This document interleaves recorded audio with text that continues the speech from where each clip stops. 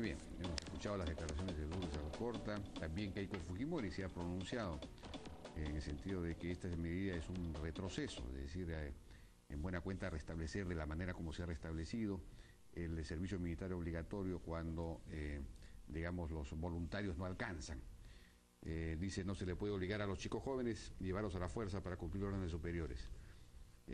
También ha agregado Keiko Fujimori que este cambio, es decir, el establecimiento del servicio militar voluntario, se estableció en los últimos años del gobierno de su padre, cuando ya se habían resuelto los problemas fronterizos con Chile y con Ecuador, de modo tal que no era necesario mantener una fuerza tan grande. Bueno, estamos ahora con Rafael Rey, ex ministro de Defensa, y también con Antero Flores Zarauz, también ministro de Defensa o ex ministro de Defensa. Buenas noches, ¿cómo están? ¿Cómo les va? ¿Qué tal? Muchas gracias. Encantado de estar nuevamente acá. Quería comenzar preguntándole a Antero, quizás nos pueda hacer un análisis legal o jurídico, digamos, aquí hay un problema constitucional o no lo hay, en fin, ¿qué nos puede decir sobre este tema? Con el mayor gusto, Jaime, pero quiero comenzar diciéndote algo. Varias de las personas que acabas de señalar, que han criticado este servicio militar, que hoy día es realmente mixto, se olvidan que estuvieron en el Congreso cuando se dictó la norma. Esto se dictó en junio del 2008, la ley 29248. Ahí se señaló clarísimamente algo que se repite en el decreto legislativo actual, que era, la historia es, comienza el servicio militar como obligatorio, pasa a ser voluntario, no hay un proceso de adaptación, un proceso de transformación, sino de frente se va al voluntario. ¿Cuál fue el resultado? Que hubieron menos personas que hacían el servicio militar de las que eran necesarias y de las que estaban planificadas para entrar a los cuarteles. Entonces, después de esa experiencia, en el 2008 salió esta ley. ¿Dónde ha estado la señora Fujimori? Era parlamentaria, y ahí se puso, si no hay los suficientes, se va a sorteo, que es lo mismo que repite en este sentido esta norma. En aquella oportunidad no estaban exceptuados los universitarios. En esta norma los exceptúan a los universitarios, mas no así a los que hacen carreras técnicas, etcétera, superiores pero no universitarios. Entonces la gente ha protestado, vayamos a la igualdad, o a todos se exceptúa o a nadie se exceptúa, pero no encuentro otra fórmula, te soy franco, que el sorteo, por lo menos transitoriamente, hasta que haya otros incentivos, otras cosas que haga no ser necesario el sorteo. La Fuerza Armada no solamente es cuestión de guerra, se olvida la gente que está haciendo una serie de servicios, sobre todo en zonas de frontera, en zonas de selva, en los ríos de la selva, se encarga de educación, se encarga de salud a través de las patrulleras que están en los ríos. Cuando hay una emergencia, como las hemos tenido por desastres naturales, como lo que sucedió en el sur, ¿quiénes fueron los primeros que llegaron? La Fuerza Armada. Entonces necesitas tener el número requerido que se planifica. Si me dicen que hay otra forma que de inmediato pueda resolverse sin sorteo, ¡qué maravilla! Díganmela cuál es, porque yo lo que he escuchado es babas, babas y babas. Pero, ¿cómo se ha resuelto el problema en estos años? No se ha resuelto. ¿No se ha resuelto? O sea, es verdad, recién en el se va a hacer. Concretamente había un déficit bastante elevado. Algunos decían que era como el 40%, se ha llegado ahora, según he podido obtener datos, o lo que me han dado, que es hasta el 60% de déficit de personal. ¿Eso equivale a cuánta gente? Pues unos 18.000 en el ejército, más o menos, ¿no? ¿Qué falta? Según dicen, ¿qué faltaría? Entonces, ahora, yo coincido en lo que ha dicho, plenamente en lo que ha dicho antes, sin embargo, sí se ha añadido el tema de las dispensas o la excepción para el estudio. Eso no estaba en la ley del 2008. Y la multa. Así es. Así es. Entonces, evidentemente, si yo pago la multa, ya me libero. Exacto. Digamos. O sea, eso no es justo, porque eso sí es una discriminación, ¿no? Total. O sea, pueden pagarlo los que tienen recursos, ¿no? 1.850 soles. Hay gente que sufre para pagar una multa de no poder votar, que son 71 soles, claro, o de no votar, y les van a hacer pagar 1.850 por lo que fuera. Entonces, eso tampoco está bien. ¿Cuál sería la solución? No es fácil, yo coincido con Antero, pero yo sí creo que ahí sí hemos fallado todos, porque no solamente este gobierno. Porque sí creo que cabe la posibilidad de dar mejores y más incentivos. Concretamente, yo recuerdo que antiguamente existía que en este servicio, digamos, militar, cuando era obligatorio, pero no solo para ellos, sino que también había acceso voluntario, le llamaban algo como el doble oficio, es decir, que los formaban en determinados oficios o cosas técnicas. Cosa que se hace, Rafael. Sí, pero se podría Mejorar, financiar para que hubiese más, ¿no? Porque, por ejemplo, lo recuerdo cuando han habido amenazas de huelga en los puertos, por ejemplo, ¿no? Que se necesitaban montacarguistas o gente que sea experta en manejar grúas, etcétera. Bueno, esas son ahora, digamos, oficios que se pueden y se deberían de desarrollar, de tal manera que no solo el personal estable, digamos, de las Fuerzas Armadas, que eso también es lo que se hace, sino incluso los conscriptos o los voluntarios o los que salían sorteados. O sea, el que puedan ser formados, porque eso sí va a tener un atractivo para ellos adicional. Y además, evidentemente, el subirles la retribución económica. Ahora, por otro lado, recordemos que en el gobierno anterior se dio la ley de las tropas especialistas, ¿no es cierto? Que la hizo, la preparó, la trabajó mucho el general Guido. Lo hicimos con ¿no? Guido. Lo hicimos, correcto. Sí.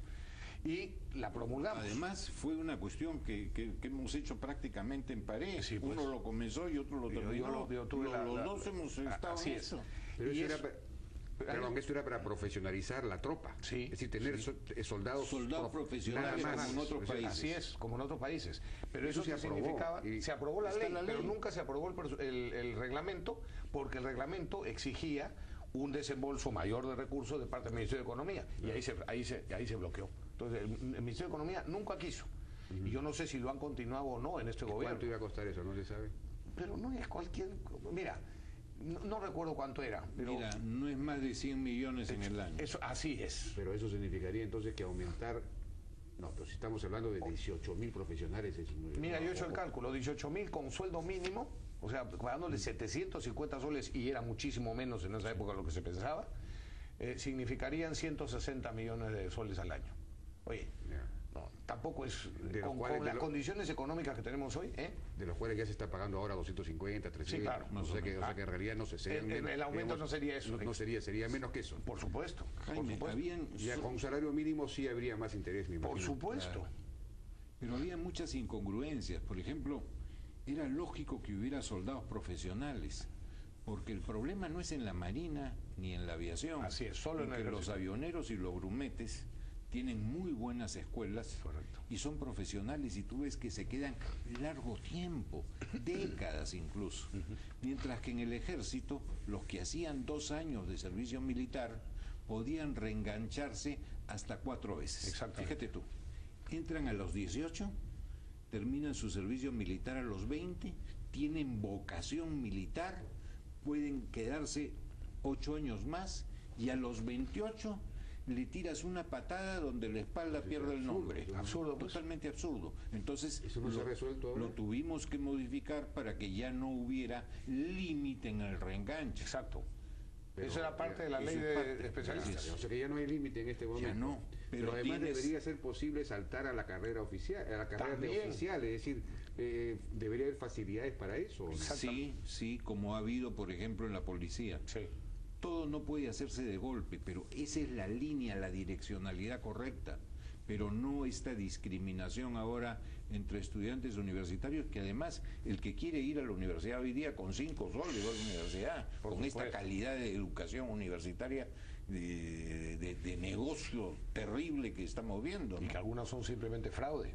O sea, Total, porque no hay una engaño acreditación completo. internacional lógica, y los títulos de buenas universidades hoy día en el extranjero no valen. Y El lo otro sabemos día- los tres, ¿no? el otro día decía que también fue ministro de Defensa, en general Mora, Daniel Mora, algo que también es correcto. O sea, tú puedes también, en el caso de los universitarios, por ejemplo, bueno, muy bien, no lo haces ahora, lo haces después, ¿no es cierto?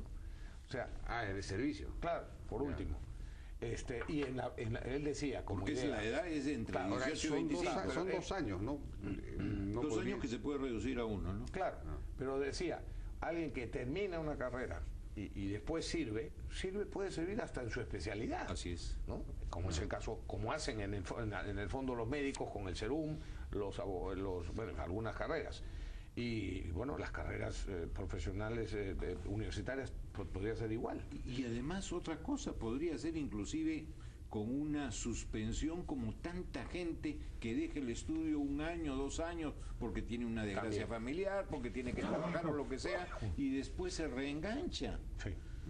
Pero no puede haber este sistema en que sea tan duro, tan grueso. Tú que puedes pagar una multa, no lo haces. Tú que vas a que sí estás reventado, al cuartel. Ahora, No es equitativo. por un lado. Y por otro lado, yo diría que hay un tema que puede ser que a mis amigos los militares no les guste mucho quizá, pero yo sí creo que va llegando el momento en que redefinamos las tareas fundamentales yo no creo sinceramente, no creo que vaya a haber un conflicto bélico externo en el Perú. Evidentemente tenemos hoy el problema del terrorismo, narcoterrorismo, que es un problema que no solamente es militar, ni fundamentalmente militar policial, pero que existe y que va a seguir, desgraciadamente, por años. Pero yo sí creo, por ejemplo, que ahora lo mencionó antes, ¿quiénes son los primeros que llegan cuando hay una emergencia, cuando hay una desgracia, cuando hay un terremoto? La Fuerza Armada. Porque son expertos en eso, tienen logística, ¿Y la tienen preparación? mando, tienen orden y están preparados. Entonces, el encomendarles cosas de defensa civil a la Fuerza Armada. Yo lo propuse una vez cuando era ministro. Algunos de los demás ministros, mis colegas, me dijeron, ¿tú quieres militarizar la defensa civil? Pero No, por favor, si no, de defensa civil tiene muy poco. exactamente, Así a eso es. voy. Si hay un terremoto, La realidad es otra. ¿cuál es el jefe de defensa? Lo que pasó en Pisco. ¿Quién es el jefe de defensa civil? El alcalde. Acuérdate. Pero el alcalde se murió su hermana y su madre y se le cayó la casa. Y desapareció. Por supuesto. Claro. Entonces, ¿cómo pretendes que en una emergencia defensa civil, que son los propios afectados, se olviden de su familia y se preocupen de organizar lo demás? No lo organizan. En cambio, la Fuerza Armada sí puede llegar con un personal entrenado, capacitado. Es lo que hacen en España con la famosa unidad de emergencias de España, que es extraordinario. Bueno, esa es una labor muy buena.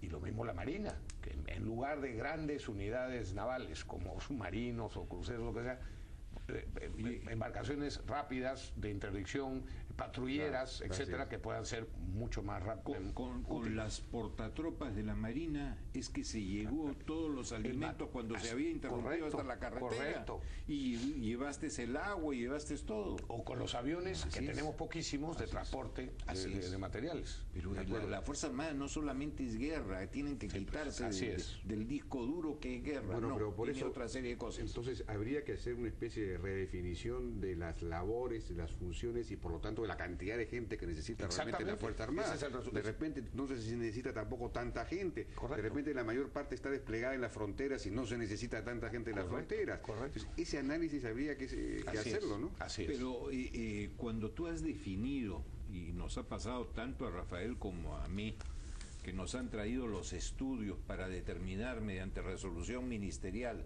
cuáles son las necesidades de conscripto cada año, los estudios daban, sobre todo en fronteras. Sí, ¿Por pues. qué?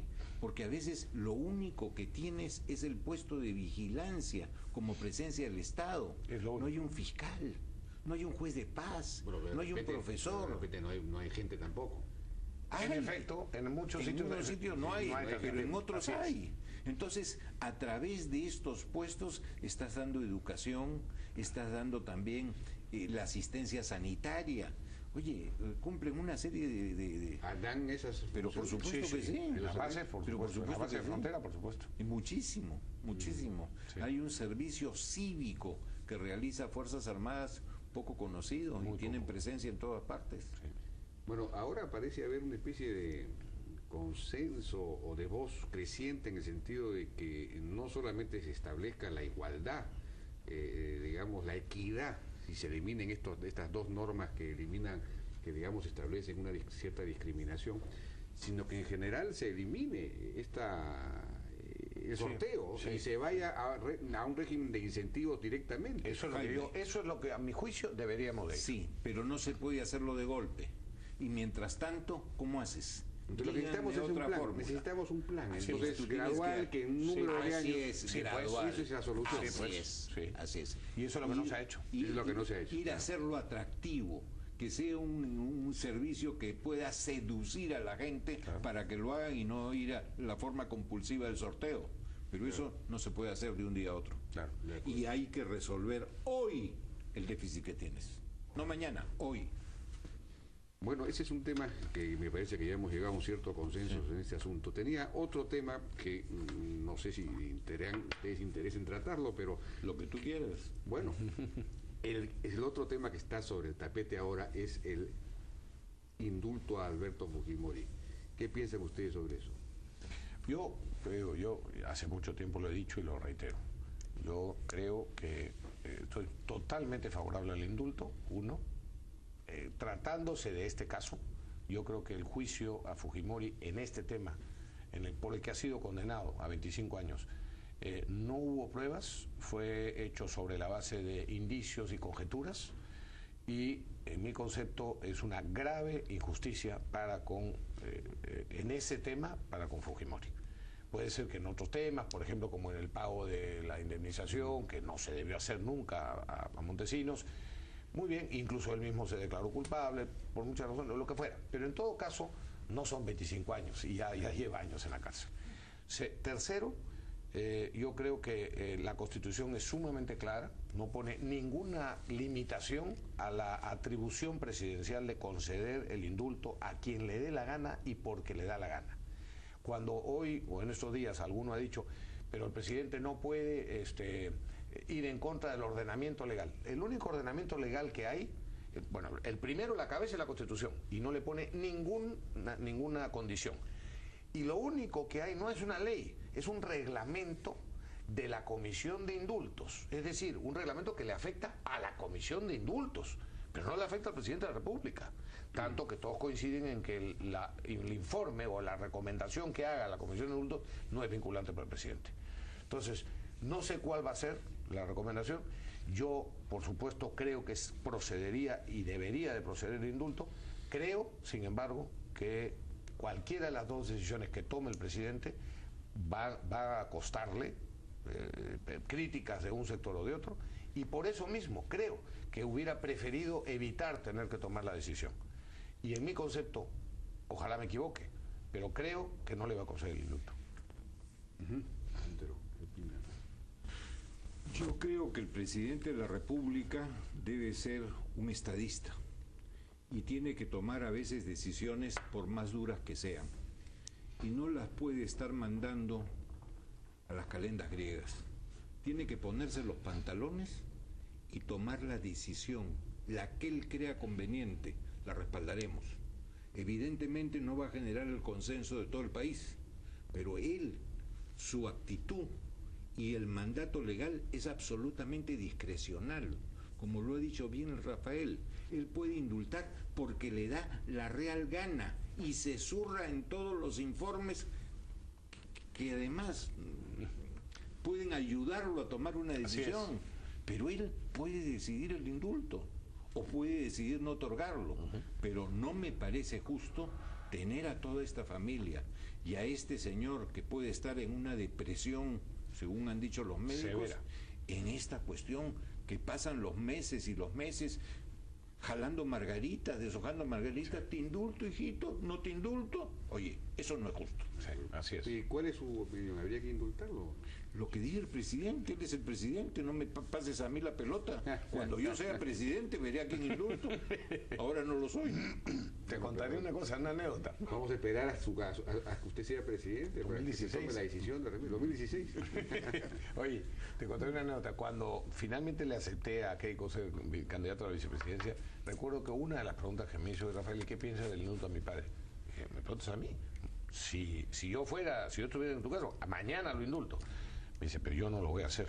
Y por favor, no te pronuncies a favor del indulto porque yo no lo voy a hacer. Si gano, no lo voy a hacer. Vamos a ir por el camino legal. Le dije, muy bien, yo acepto esto. El día que terminó la campaña, yo me pronuncié a favor, ¿no? Siempre he creído Porque que hay era que pensar inconstitucional. también que hay mucha gente que opina en sentido contrario. Claro. Porque si bien se pueden acordar de todas las cosas que hubo buenas, no hay que olvidar también el quiebre moral que lo vimos en los videos y todas estas cosas. Eso estoy de acuerdo, pero no en el tema Pero de... 25 años. Y no en el tema, y Parece no un en poco el tema de la excesivo, ¿no? autoría Sí, mediata, esta sí, tontería, sí. esa teoría que es francamente ridícula en mi concepto. Bueno, ya nos ganó el tiempo. Muchísimas gracias a Rafael Rey y a Antero Flores Arauz por su participación y discusión muy informada en el tema del servicio militar semi-obligatorio que se ha de alguna manera restablecido. Vamos a una pausa y regresamos ahora con Daniel Bedón y Julio Vela. Ellos son de la Universidad Católica y de una empresa, un representante de una empresa tecnológica. Vamos, esto dentro de nuestro segmento dedicado a la ciencia y tecnología de los miércoles. Regresamos.